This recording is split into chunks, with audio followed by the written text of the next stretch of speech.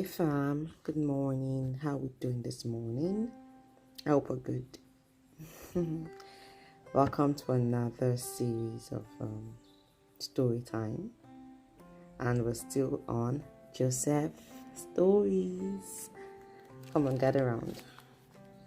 Let's see what we have for you today. So after Joseph was made ruler of Egypt, and the control of the food and every affairs that had to do with the Egyptians and everything, right? The only person he wasn't in control of, or rather the only thing he wasn't in control of, was what Pharaoh would eat. That was all. He was in charge of every other thing. And you know the story from the beginning, whereby his brother sold him into slavery and all of that. Now we're going to find something very interesting here. Joseph's brothers go to Egypt. Yeah, his brothers, they come to Egypt. So let's see what happens after then. When Jacob heard that grain was available in Egypt, he said to his sons, "Why are you standing around looking at one another? I have heard there is grain in Egypt. Go down there and buy enough grain to keep us alive. Otherwise, we will die." So Joseph's 10 older brothers went down to Egypt to buy grain. But Jacob wouldn't let Joseph's younger brother, Benjamin, go with them, for fear some harm might come to him.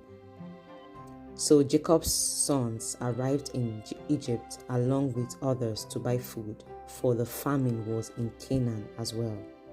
Since Joseph was governor of all Egypt and in charge of selling grain to all the people, it was to him that his brothers came. When they arrived, they bowed before him with their faces to the ground. Do you guys remember Joseph's dream?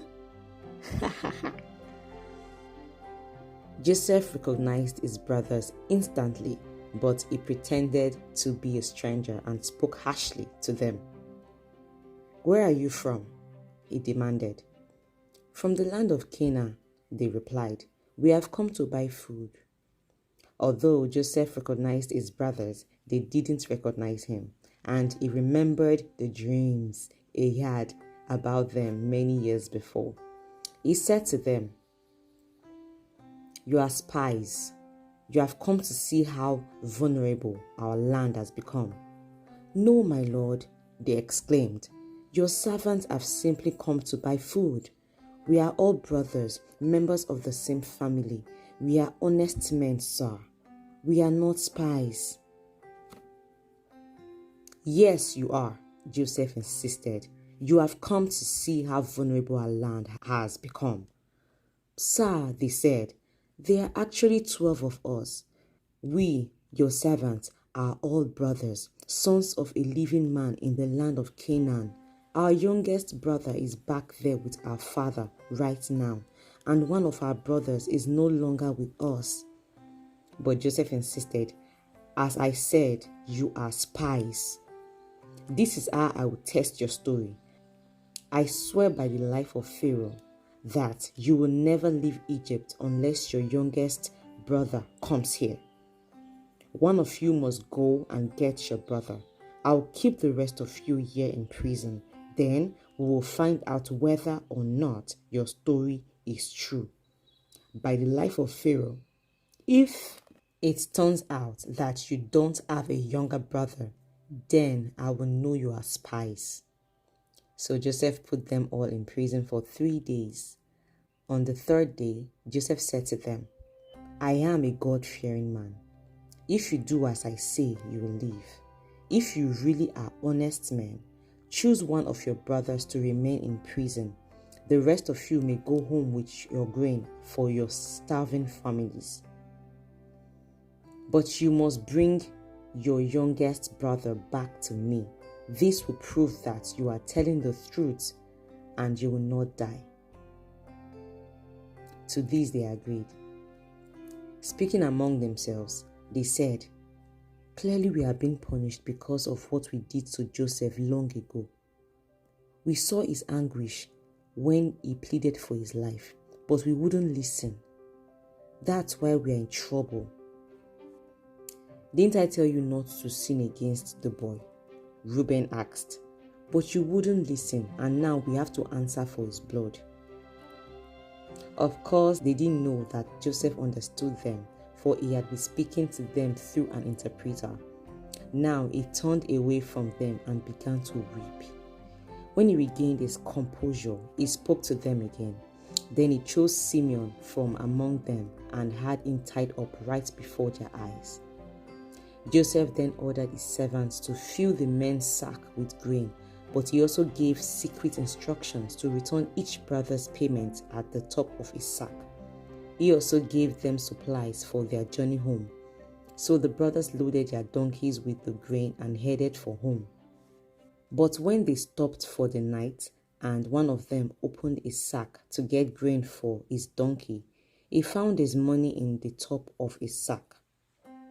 "Look," he exclaimed to his brothers, "my money has been returned. It's here in my sack." Then their hearts sank. Trembling, they said to each other, "What has God done to us?"